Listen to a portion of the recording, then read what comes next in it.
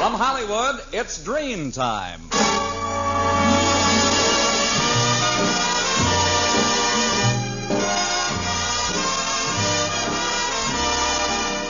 Ladies and gentlemen, the makers of Dream Shampoo are pleased to present the 11th in a series of new programs written by Phil Rapp, produced by Carlton Alsop, and starring Don Ameche, Blanche, why don't you let me sleep, huh? Danny Thomas, and Frances Langford, who sings...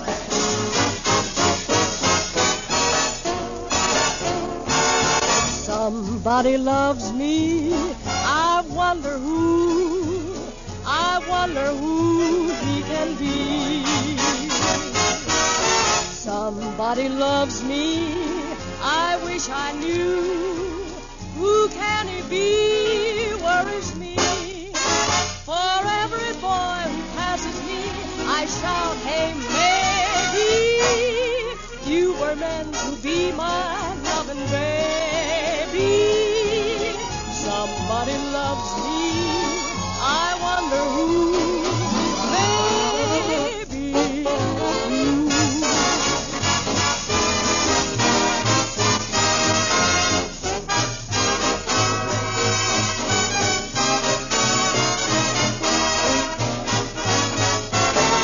Somebody loves me, I wish I knew. Who can he be? Worries me.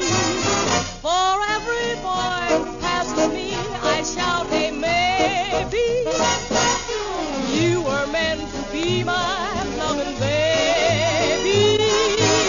Somebody loves me, I wonder who.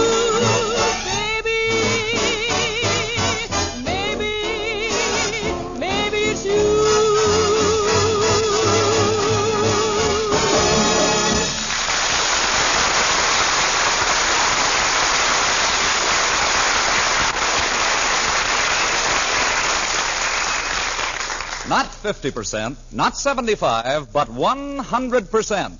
Yes, it's 100% true. Dream Shampoo reveals all the sparkle, all the sheen, all the dazzling brilliance of your hair. Never before, Dream, could any shampoo leave your hair so lustrous. Now, that's because Dream is not a soap shampoo. It never leaves dingy, dulling film on hair to hide its natural beauty. And what's more, Dream does not dry out your hair. Instead, its fragrant, freshening whipped cream lather leaves your hair sublimely smooth, beautifully behaved, easier to set, easier to curl, easier to arrange. And Dream removes unsightly dandruff the first time you use it. So, for lovely, lustrous hair, for all types of hair, dry, normal, or oily, Dream Shampoo with hair conditioning action. Use it at home or ask for it at your beauty shop. Buy it at all drug, department, or 10-cent stores in the blue and yellow package. Remember, never before Dream could any shampoo leave your hair so lustrous, yet so easy to manage. Yes, your hair can have that dazzling sheen the very first time that you use Dream.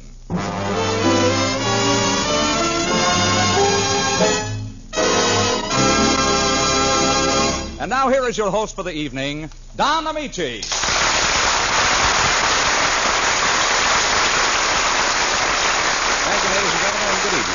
I'd like to make mention of the fact that we've received a great many letters from listeners, most of which were very encouraging. However, there is one letter that calls for an answer from Danny Thomas. Call and I shall answer, Don. Hello, Danny.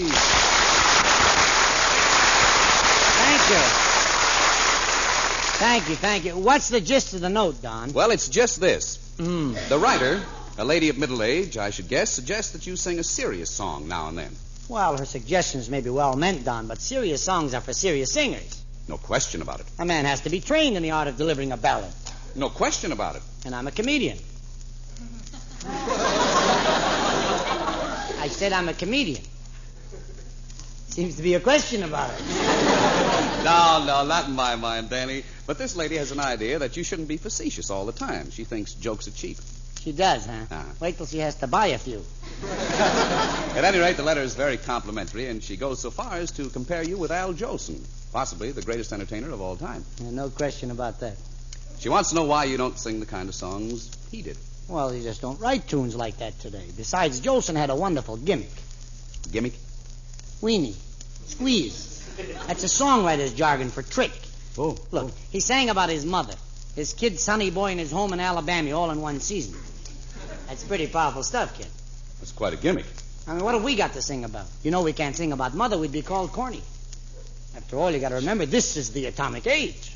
Oh, we're a sharp, brilliant people. I mean, we're so much more brilliant than our forebears, we now know how to destroy ourselves 50 times as quickly. Yeah, you have a point, Danny. So what can we sing about and be up to date? Schizophrenia? Or maybe kleptomania. Can you imagine singing a song called A Pretty Kleptomaniac is Like a Schizophreniac, but the malady lingers on? I never heard of that one. Well, maybe you'd like me to sing about that new medical discovery, sulfa-thioparapenicillamide. What a medicine that is, brother. Great, huh? Great. They haven't found a disease for it yet.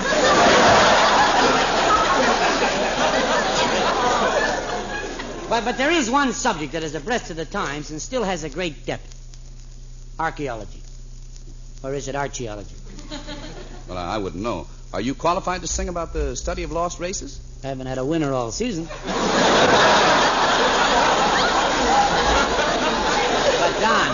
Don, would it shock you if I told you I took a special course in archaeology at Cairo Prep? No. Yes, sir. I'm a graduate archaeologist. Or is it Archie? Why don't you call Duffy's Tavern? I'll do that. Now, as soon as I received my diploma, the entire graduating class was sent to the Egyptian desert to search for relics. And the second day out, I unearthed a priceless old vase. Or is it vase? Either is correct. Or is it either? Well, the third day while I was snooping, that's right, snooping, around the pyramids, I found an unopened crypt. A crypt? Crypt. It was full of ossified sand crabs. And what did you do? I crept into the crypt, cribbed a crab, and crept out of the crypt again.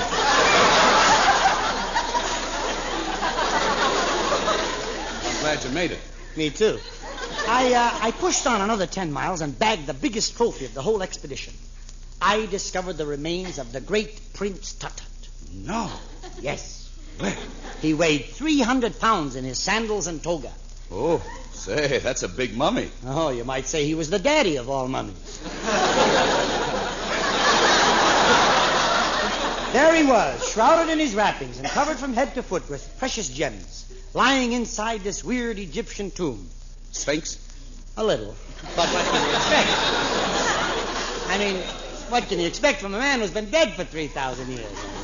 Well, I brought Tut-Tut back to this country, and I never let that mummy out of my sight. Loved him, huh? Oh, yeah. We finally found happiness and success doing a comedy program on an obscure radio station. Well, now, wait a minute, Danny. Don't tell me you were on the air together. Oh, certainly. We were known as Fibber McGowell and Mommy. We had a great program. There was a stooge named Red Skeleton. Skeleton? Yeah, and the announcer was H.V. Corbsenborn. It was a ghost-to-ghost hookup. Sounds pretty gruesome. Well, we were broadcasting from Death Valley. As a matter of fact, I'm glad that's all over with now. Tut-Tut was very happy until another station went into competition with us and put on a program called Zombie for a Day. Know the show well. Oh, you know it? Oh, yes. You've heard it? Mm-hmm. That's great. I haven't. We lost all of our listeners, and Tut-Tut couldn't stand the disgrace of the failure, so he ran away. Oh? Oh, you poor kid. You lost your mummy. Yeah. I traveled the whole world over in search of Tut-Tut. Egypt, Syria, India. I even went to North Africa on a wild goose chase. All I found was a wild goose. No Tut-Tut. Tired, hungry, and worn, searching, ever seeking, I plodded across Africa, struggling through the elephant's graveyard. Oh, now, Danny, there isn't really such a thing, is there? Oh, yes, there is, Don. It's legend. An elephant will travel for thousands of miles, over rugged terrain, through swamps and the thick, heavy underbrush of the jungle to get to the place where he's going to die. And he always dies there. It's the trip that kills him. Believe me, I know. Well, tell me, did you ever find Tut-Tut? Yes, Don. I finally came across his hiding place, but I just didn't have the heart to dig him up again. Well, why not? Well, I knew he had finally found true happiness because I saw a large tomb and a middle-sized tomb and a little tomblet. And not wishing to cause a tumult over the tumult, I decided to go away, leaving Tut-Tut in his happy married life. And so, Don, I want to sing a song that's near and dear to my heart. And this shall be my answer to the lady who can't forget Al Jolson. A caterpillar is a thriller to a caterpillar. The flowers and the bees are very chummy. A cricket has a thicket where he serenades a cricket. But a man's best friend is his mummy. A beaver can increase the fever of another beaver. A puppet dreams about a wooden dummy. A gopher always has a gopher that he seems to go for. But a man's best friend is his mummy. Why, in most of my friendships with others, I know there have been many flaws. Oh, but with Tut-Tut and me, though we weren't brothers, he was just like my own flesh and gauze. Because a whitefish is the right fish to delight another whitefish. A little piggy loves his little tummy. An ermine will determine to get wolfish with an ermine. La da da da da. Thank you. But a man's best friend is his mummy. My best friend and I are stay, not divided, no, stay. But down deep in my heart, I've decided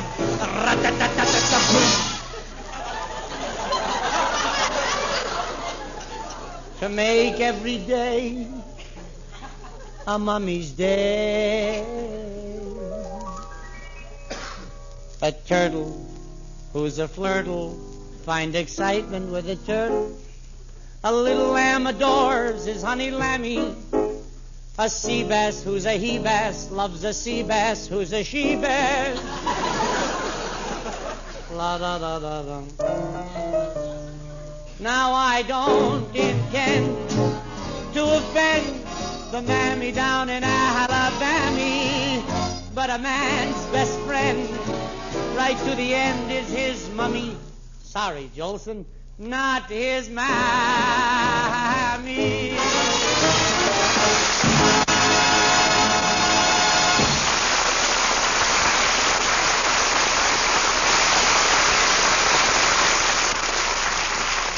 Never before Dreen, yes, never before Dreen could any shampoo reveal all the natural brilliance of your hair.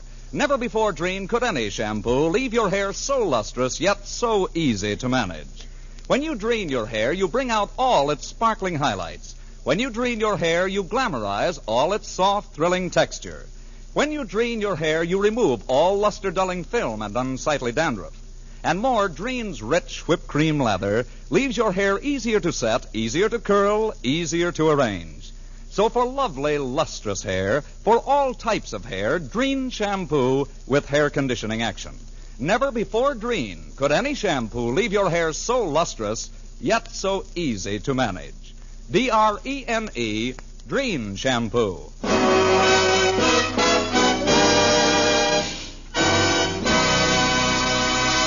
Ladies and gentlemen, during a recent overseas tour, my wife, Rosemary, sent me a little idea for a song that we thought was very nice. And just recently, with the help of Jerry Seelan, we finished it. And tonight, for the first time anywhere, Frances Langford is going to sing it with a special arrangement by Carmen Dragon. The song is Just Before I Sleep. Thanks, Frances.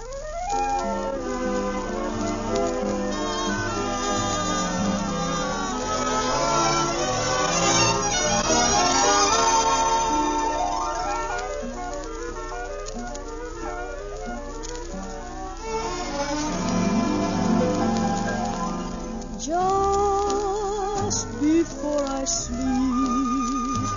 I pray for you. I love you with each prayer I say for you. Although I know I've lost you, I keep your picture near me and whisper words of love to you. What a pity you don't hear me. Every time I dream, it's you again. Every time it's you, it's new again. I try so to forget you. I try with all my might, but just before I sleep, we always kiss goodnight.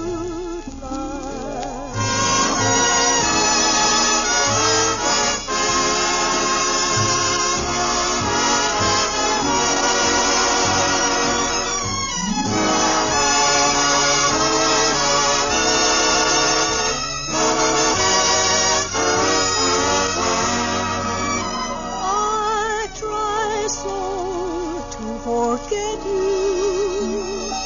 I try with all my might, but just before I sleep,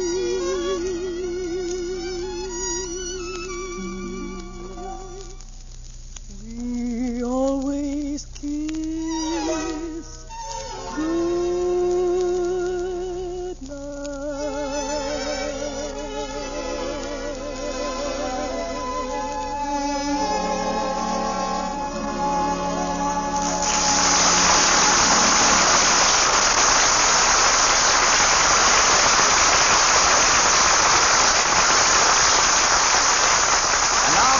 And Frances Langford as John and Blanche Bickerson with Danny Thomas as Brother Amos in The Honeymoon is Over.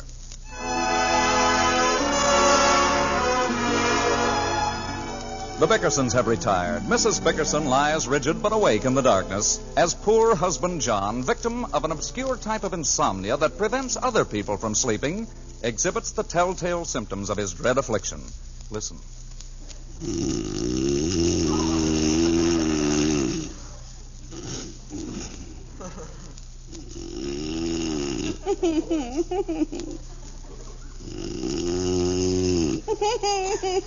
It may be funny to him, but it's not to me. John, cut it out. Cut it out, Blanche. I'll lose my mind if you don't stop that giggling. What's the matter with you? What's the matter, Blanche? You sound like a tickled schoolgirl. What are you dreaming of? Tickling schoolgirls. John. What? What'd you say, Blanche? I simply won't stand it another night. Living in this house is becoming unbearable. Let's move. John, I swear I'm at my wit's end. How long do you think a person can go without sleep? I've been doing it for 5 years. John Bickerson, we've been married for 5 years. Amazing coincidence. Good night. Don't you good night me, you big sleeping pill. Why don't you have some consideration for me? Well, what do you want me to do, Blanche? When you were sick last year, did I say that? Didn't I sit up all hours of the night nursing you? Didn't I? Yes, you did. And what was my reward? I got sicker. Sure, you can afford to be sarcastic now. You feel fine. I want to sleep. It's 2 o'clock, Blanche. You don't remember how I catered to you every minute. When the doctor said not to let you have anything cold, didn't I give you all the ice water you wanted? You sure did. Almost killed me. That's gratitude. Well, I didn't expect anything else from you. You don't love me, do you, John? Oh, of course I do. Just because I don't say it every 5 minutes doesn't mean that I don't love you. Tell the truth, John. If anything happened to me, would you marry again? Never again. Well, you don't have to sound so vehement. Well, if I said it any softer, you'd say I didn't sound convincing. I don't know, Blanche. I just wish you'd let me sleep. I keep thinking how nice it was before we were married. Mm-hmm. You were so different then. You used to plead with me for a little kiss. Now you don't even think of it. Why? A mouse in a trap loses his taste for cheese. Very funny. Oh, you're so funny, John Bickerson. Well, I'm tired, and I have to get up early tomorrow. You just won't understand, will you? There are none so blind as those who will not see. Yeah? The one time I expected you to break down and offer me comfort, and you fail me. What? It's all right.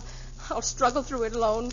It won't be long, and When the time arrives, I don't even want to see you near me. What are you talking about? I'll go to the hospital by myself. You can sleep right through it. Blanche, are you... Hasn't Dr. Marvin told you, John? Nobody told me. What is it? I'm going to have my tonsils out. Your tonsils? What do you need to have your tonsils out for? You never have sore throats. Your tonsils never bothered you before. You never even knew you had tonsils. Dr. Marvin said it would help my disposition. Have them out by all means. I don't think I will after all. Okay, don't. Good night. The only reason I was going to do it is because I thought I'd get a good night's sleep. Okay, do it. Why should I suffer through an operation? You're the one who keeps me awake. Why don't you do it? Do what? Have your tonsils out. Okay, I'll have them out next week. You say it, but you won't do it. Have them out now. What? Go on, get up and call Dr. Marvin. Let him pull your tonsils out.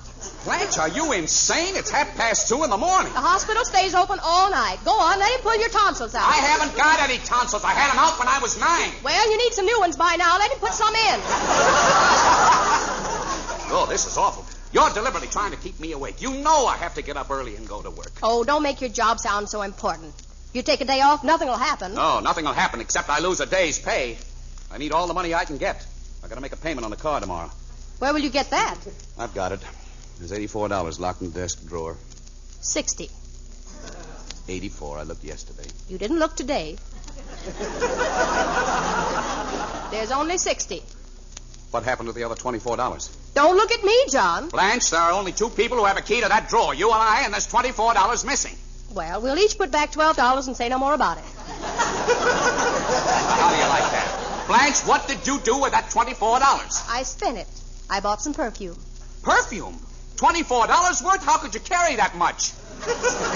Don't be silly. It was only a half-ounce bottle, and I got it wholesale. It's the newest thing. Very daring. It's called Perhaps. Perhaps. For $24, they should give you Positively. I swear I can't understand why you throw my money away on junk like that. It isn't junk, and you like it. How do you know? Because it's the same kind Gloria Gooseby uses. I hate Gloria Gooseby. Well, you're always sniffing around her. Now, don't you start with that woman. You're the one who started it. I'd like to spend one night in this bedroom without Gloria Gooseby. Just one night. She just douses herself with that perfume. That's how she catches all the men, the hussy. She's not a hussy, and she doesn't need perfume to catch me. I mean, I can't stand the sight of Gloria Gooseby. But you like the way she smells. I hate the way she smells. I don't see how Leo can live with her, and I wish they both dropped dead. Now, either let me go to sleep or I won't go to work in the morning. Don't go to work. See if I care. You'd have lost a day's pay anyway if I hadn't torn up that summons. What summons? For you to serve on a jury. Why, you can't tear those things up. If I get a jury notice, I have to report. Why? Why? Because that's the law. You can't tear up any court order. I tore up the traffic citation. What traffic citation? The traffic citation they gave me to go to court in front of the jury that you were supposed to serve on, but I tore up the notice. Oh, Blanche, you'll have us both in jail. Well, that's where my brother Amos is. Amos? What has he got to do with this? Well, I was taking a driving lesson. Oh, Blanche, no! Not in my new car. It's never been out of the garage. Well, it's out now. I took a driving lesson and paid the instructor $5 an hour, and... Who was the instructor? It was Amos, wasn't it? It was. I know it was Amos. I never even took the wheel. Amos was driving, and we suddenly saw this other car careening toward us at 100 miles an hour. Yes. Amos didn't have much time, but by an amazing piece of quick thinking, he managed to meet him head on. It's a funny thing, nobody got hurt. Not even the policeman. What policeman? In the other car. Now look, Blanche. Amos started to bawl them out about driving in the wrong lane, and they had some silly excuse about a police car having the right of way. Blanche. And then Amos got mad and hit one of the cops with a wrench. Blanche, where is my car? It's on Hill Street between 5th and 8th. 5th and 8th? That's 3 blocks apart. That's where the car is. About 3 blocks apart. Or it was. They took some of it away to the police pound. Some of it? Well, I don't care. I'm insured. I'm just happy they got that Amos in jail. They can't do anything to him. Oh, they can't, huh? That's reckless driving and resisting an officer. They can wrap him up good. They can't do a thing about his driving, and you know it, John. Why not? Because he doesn't have a license. Oh, that's different. They'll only add another 5 years. I hope they give him life. John, why do you despise my poor brother so? Because I hate him. And don't you dare ask me to help him, Blanche. Well, the least you can do is help me. I have to go to court, too. Well, it serves you right. Go on, testify against me. Get me locked up in jail. Oh, nobody's going to lock you up in jail. Let them put me on bread and water. You won't feel so good when I walk that last mile when they slit my pants leg. Blanche! Why don't you get me a reprieve, John? Oh, stop it! They're not going to do anything to you. Now go to sleep. Go to sleep, he tells me. My poor brother's in jail. My own husband's going to testify against me. Go to sleep. How can I sleep? I'll never... How can he be so heartless? Hello. Where's the phone, Blanche? I've got it. Hello? Blanche, this is Amos. I'm still in jail. Wait, Amos. I'll get John. Talk to him, John. Sure. Hello. Jocko? Drop dead. Oh, listen, you got to come down and spring me. This is the first call they let me make. Drop dead. Don't be sorry, Jocko. I'm in an awful jam. I'm in a tank here with 50 other bums. Drop dead. But I got money enough to pay for all the damage. I think I even got enough for the bail bond. Get me out, will you, Jocko? Drop dead. I swear I'll pay you. I got plenty of dough. I started the crab game here and won over $400. Drop $400. Amos, are you loaded? No, but the dice were. Hey, come down and spring me, will you, Jocko? Well, I'm going to think about it, Amos. Right now, I'll leave you with 2 words. Yeah, well, what's that? Drop dead! Now I can sleep. Please, John, dear, get my brother out of jail. Well, I'll think about it. I'll do anything for you, John. Please bail him out. Pour me a shot of bourbon, Blanche. Are you sure you wouldn't like a double shot, dear? Just a single. Thanks. Wonderful stuff. I promise I'll never wake you up again, darling. And will you forget all about Gloria Gooseby? Forever. Just get Amos out of that nasty jail. Well, we can't do anything about it until morning anyway. In the meantime, I think I'll get a good night's sleep. Certainly, dear. Are you comfortable? Perfect. Just perfect. Snore to me, John.